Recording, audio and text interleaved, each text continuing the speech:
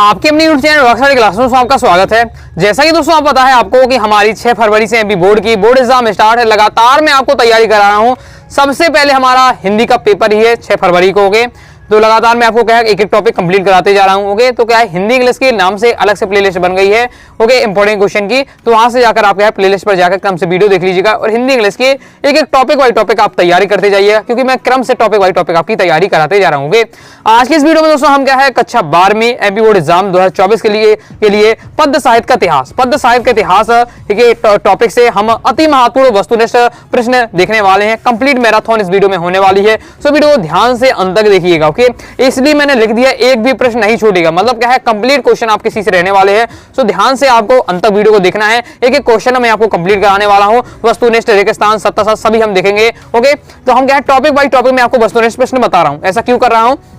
अगर आप लोग इस चक्कर में हैं कि मैं आपको क्या है केवल 30 से 40 क्वेश्चन बता दूं, ओके, और वस्तुनिष्ठ और उसी में से 32 नंबर आ जाएं, तो ऐसा पॉसिबल नहीं। ओके, ऐसा क्यों नहीं? उसी वही बता सकता है जिसको बिल्कुल ही पता हो, बिल्कुल ज्ञान ही हो। लेकिन क्या है मैं आपको क्या टॉपिक बाय टॉपिक वस्तुनिष्ठ कंप्लीट करा दूंगा। इससे क्या है आपके 100% चांस हो जाएंगे कि वस्तुनिष्ठ आपके तैयार होने की। ओके, तो देख लेते हैं, बस तो स्टार्ट कर लेते हैं। ओके, तो बस मैं आपसे यही कहूंगा कि समय मायने नहीं रखता। ओके, समय मायने नहीं रखता पढ़ने के लिए। मतलब आप लोग जैसा कहते हैं कि सर केवल कब क्या है 7 दिन रह गए हैं, सर मैंने बिल्कुल नहीं पढ़ा है, तो समय मायने नहीं रखता। समय मायने नहीं रखता, मायने रखता है आपका मकसद। आपका मकसद क्या है 90%, 80%। ओके, और आपका मन, आपकी मन और आपकी मेहनत आपके लिए क्या है जरूरी है। जुनून आपके अंदर होना चाहिए 90% बनाने का। समय आपके लिए मायने नहीं है, जिसके लिए मैंने बहुत से देखा जुनून आ जाता है। हफ्ते भर में पूरा क्या हिंदी कंप्लीट कोर्स कंप्लीट करके क्या है बेहतरीन नंबर लाते हुए। तो आपको क्या है बहुत ही बेहतरीन मन से तैयारी करना है। गारंटी के साथ आप क्या है हिंदी के पेपर में बेहतरीन प्रदर्शन करेंगे और अन्य पेपरों में भी। चलिए स्टार्ट कर लेते हैं। ओके, तो चलिए स्टार्ट कर लेते हैं। सबसे पहले हम देखने वाले हैं बहु विकल्पी प्रश्न। ओके, पहला है हिंदी पद्य साहित्य को बांटा गया है। हिंदी पद्य साहित्य को बांटा गया है, तो इसका राइट आंसर होगा 4 कॉलम में इसका आपका राइट आंसर हो जाएगा। ओके, मैं आपको क्या है आपको इसमें ज्यादा मेहनत नहीं करनी वस्तुनिष्ठ में, क्योंकि आपकी जो मैं मेहनत पूरी कंप्लीट कर रहा हूँ, पूरा मेहनत मैं आपके लिए कर रहा हूँ। कंप्लीट मैं क्वेश्चन सेलेक्ट कर रहा हूँ, नोट कर रहा हूँ, टाइप कर रहा हूँ, प्रिंटर निकाल रहा हूँ, बेहतरीन तरीके से मैं आपको बता रहा हूँ। केवल आपको क्या जितनी वस्तुनिष्ठ की video I, okay, topic by topic में आपको वस्तुनिष्ठ के वीडियो लाऊंगा। सो बस केवल आपको ध्यान से देखना है, पढ़ना है और समझना है। ओके, और वीडियो को देखते आपको तैयार कर लेना है। बाकी क्वेश्चन आंसर वाली हैं तो उनको मैंने आपको बता दिया है, उनको याद करते जाइएगा। वस्तुनिष्ठ के लिए आपको केवल ध्यान से वीडियो देखनी हुई। नेक्स्ट वीर गाथा काल की प्रसिद्ध रचना है, तो वीर गाथा काल की आपको बतानी, तो वीर गाथा की काल की हो जाएगी आपकी पृथ्वीराज रास। हो गए। नेक्स्ट है आदि काल के कवि है, आदि काल के कवि है आपकी हो जाएगी चंद्रवर्ण दाई। नेक्स्ट है भक्ति काल के लोकनायक कवि है, तो भक्ति काल के लोकनायक कवि कौन है आपके तुलसीदास जी हुए। आगे देख लेते हैं। आगे नेक्स्ट है बहुत ज्यादा महत्वपूर्ण है, क्या है हिंदी साहित्य का स्वर्ण युग कहा जाता है, तो भक्ति काल को क्या है हिंदी साहित्य का स्वर्ण युग कहा जाता है। साथ ही आपको याद कर लेना है कि भक्ति काल को हिंदी साहित्य का स्वर्ण युग कहा जाता है, क्यों कहा जाता है। ओके, ये आपको तैयार कर लीजिएगा। ओके, क्वेश्चन आंसर पूछा जाता है। जैसे विराट के प्रति जिज्ञासा की भावना मिलती है, तो कौन से बाद में, तो ये आपकी छायावाद में मिलती है। ओके, नेक्स्ट हमारा क्वेश्चन आ जाता है रीति काल के प्रतिनिधि रचना है, तो चलिए इसे देख लेते हैं। इसका आपको कौन है, इसके हो जाएगा रीति काल के आपके बिहारी हो जाएंगे। ओके, बिहारी सतसई वाली। ओके, नेक्स्ट है बिहारी सतसई का रचना हो जाएगी। ओके, नेक्स्ट है रीति कालीन कवि है, तो इसका राइट आंसर आपका भूषण, इसका राइट आंसर हो जाएगा। नेक्स्ट है हिंदी कविता का जागरण किस युग को माना जाता है, तो किस युग को माना जाता है, तो आपका हिंदी जागरण पूछा जा रहा है, तो भारत युग को माना जाता है। ओके, नेक्स्ट है महाप्राण के नाम से विख्यात है, तो किस कवि को महाप्राण कहा जाता है, सूर्यकांत त्रिपाठी नाराजी को महाप्राण कहा जाता है। कवि को कबीर को हजारी प्रसाद द्विवेदी ने क्या कहा है, तो कबीर ने हजारी प्रसाद द्विवेदी को क्या है भाषा का डिटेक्टर कहा है। ओके, तो इस प्रकार से कंप्लीट हो जाता है। इसके आंसर भी आपके दिए हुए। ओके, अब देख लेते हैं हम रेगिस्तानों की पूर्ति। ओके, नेक्स्ट है आपका रेगिस्तान में पहला कि आदिकाल में प्रमुख रूप से डेस का सजीव वर्णन हुआ, तो युद्धों का आपका क्या सजीव वर्णन हुआ, ये आपका हो जाता है। नेक्स्ट है भक्ति काल की प्रेम मार्गी काव्य के डेस है, तो जायसी है वो क्या है प्रेम मार्गी है, याद रख लीजिएगा। जायसी है वो आपके प्रेम मार्गी के हैं, ज्ञान मार्गी के आपके कौन है आपके कबीर है। ओके, ये आपको याद रखना है। नेक्स्ट है भक्ति काल की प्रसिद्ध ग्रंथ है रामचरितमानस। ओके, तुलसीदास जी का रामचरित जो मानस है भक्ति काल का प्रसिद्ध ग्रंथ है। चलिए आगे देख लेते हैं। आगे दोस्तों रेगिस्तान में नेक्स्ट हमारा डेस रीति काल में वीर रस के कवि है, तो भूषण इसका आपका राइट आंसर हो जाएगा। भूषण आपकी कौन है रीति काल के आपके कवि हो जाएगा। ओके, नेक्स्ट नागार्जुन जो डेस के कवि है, तो इसका राइट आंसर हो जाएगा प्रगतिवाद, इसका दोस्तों आपका राइट आंसर हो जाएगा। ओके, नेक्स्ट है हमारा रीति काल के प्रतिनिधि कवि है, तो रीति काल के कवि प्रतिनिधि कवि है बिहारी, राइट आंसर हो जाएगा आपका। नेक्स्ट है 7वां क्वेश्चन है हमारा डेडेस ग्रंथ में पारिवारिक मर्यादा का सर्वोत्तम उदाहरण देखने को मिलता है तो रामचरितमानस में। ओके, नेक्स्ट है निगुण काव्य धारा के मत के अनुसार ईश्वर डेडेस है तो ईश्वर क्या है, निराकार है। निगुण में क्या होता है, निराकार ईश्वर होते हैं, सगुण में आपका क्या है, साकार होते हैं। ओके, तो पूरे आपको क्या है ऑब्जेक्ट कंप्लीट करने से आपके कंसेप्ट पूरे डेवलप हो जाएंगे। ओके, इसके साथ साथ आपके टॉपिक पूरे भी इस प्रकार से आपको क्या है समझ जाएंगे कि निगुण मतलब क्या होता है, सगुण मतलब क्या होता है। ओके, निगुण में क्या होता है, रीतिकाल के कवि कौन कौन से हैं, ये सब आपका क्या तैयार होते जा रहा है। आपको भली पता ना चलता हो लेकिन आप क्या वीडियो को ध्यान से देखकर समझ रहे हो तो आपका कंप्लीट तैयारी हो जाएगा। ओके, तो अगर पद्य साहित्य के अगर से संबंधित कोई भी अगर वस्तुनिष्ठ आता है तो आपसे क्या है कंप्लीट बन जाएगा। ओके, अब देख लेते हैं हम सत्ता सत। ओके, तो पहला है आपका कबीर ने कि काव्य में रूढ़ियों का खोलकर विरोध किया गया तो बिल्कुल सत्य है। ओके, जैसे जायसी ने ब्रज भाषा में काव्य की रचना की तो असत्य हो जाएगा आपका। ओके, ब्रज भाषा में नहीं की थी। ओके, नेक्स्ट तुलसीदास राम भक्ति शाखा की श्रेष्ठ कवि है। ओके, तो तुलसीदास जी रामी के हैं। ओके, तो ये आपका सत्य हो जाएगा। नेक्स्ट हमारा रीतिकाल में मात्र रीतिबद्ध रचना की गई है तो ये हमारा क्या है, असत्य हो जाएगा। ओके, नेक्स्ट सूरदास की शेष रचना का नाम सूरसागर है तो ये हमारा भी सत्य हो जाएगा।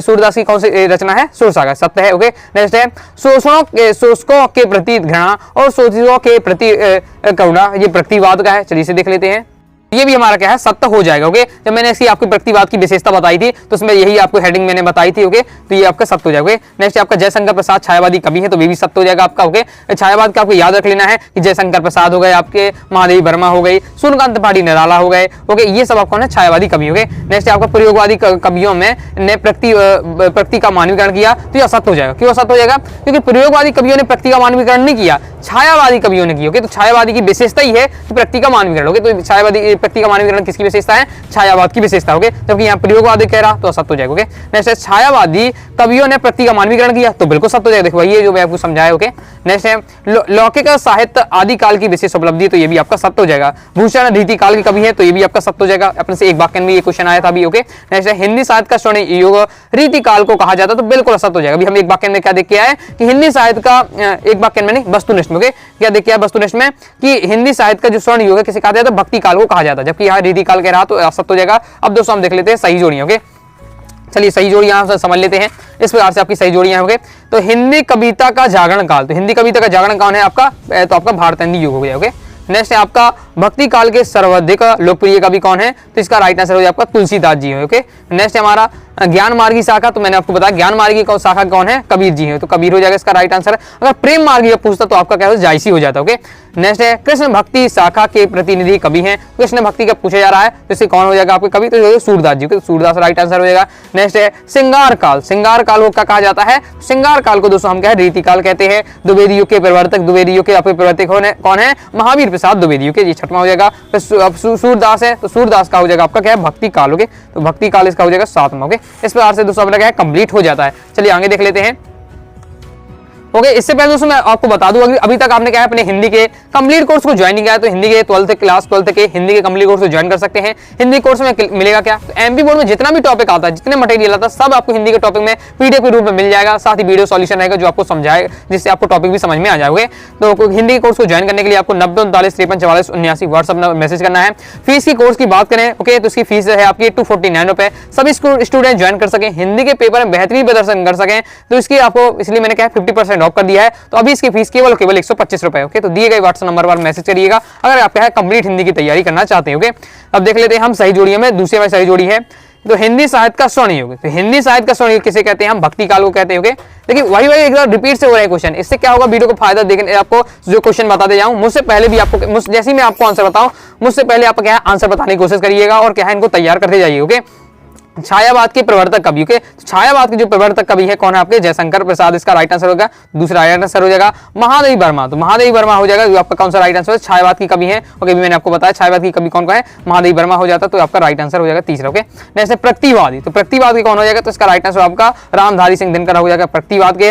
रीति काल की मुख्य भाषा आपकी है ब्रज भाषा, तो 5वां हो जाएगा। राम भक्ति शाखा के कवि कौन है, तुलसीदास जी, तो तुलसीदास हो जाएगा। ये हमारा हो जाता है सही जोड़ियां। ओके, अब दोस्तों हम देखेंगे एक वाक्य प्रश्नों की ओके उत्तर। ओके, पहला हमारा जगनेक द्वारा रचित कृति का क्या नाम है। ओके, तो जगनेक द्वारा क्या लिखी, जगनेक कवि है जो उन्होंने क्या लिखी, परमार रासो लिखी। ओके, नेक्स्ट है पद्मावत किसकी रचना है, तो किसकी है, मलिक मोहम्मद जायसी की क्या है, पद्मावत है। ओके, नेक्स्ट है रीतिकालीन कविता में भाव पक्ष प्रबल है या कला पक्ष, तो रीतिकाल में क्या होता है, हमेशा कला पक्ष होता है। ओके, कला पक्ष में क्या है, मतलब रस होना, उनमें क्या है अलंकार होना, ये होता है। ओके, रीतिकाल में। नेक्स्ट है हमारा बिहारी सतसई किस काल के कवि, तो बिहारी सतसई हमारी क्या है, रीतिकाल के कवि, तो रीतिकाल इसका राइट आंसर हो जाएगा। नेक्स्ट है हमारा रीति काल को क्या नाम से जाना जाता है, तो रीति काल को क्या जाना जाता है, श्रृंगार काल भी कहा जाता है। तुलसीदास ने रामचरितमानस की रचना किस भाषा में की, तो किस भाषा में की, अवधी भाषा में थी। ओके, इस प्रकार से दोस्तों मैं आपको कंप्लीट के आपको क्या है आपके पद्य साहित्य के इतिहास से संबंधित जितने भी इंपॉर्टेंट आपके ऑब्जेक्ट बनते थे मैंने सभी कंप्लीट करा दिए हैं, सभी तैयार कर लीजिएगा, प्रैक्टिस कर लीजिएगा।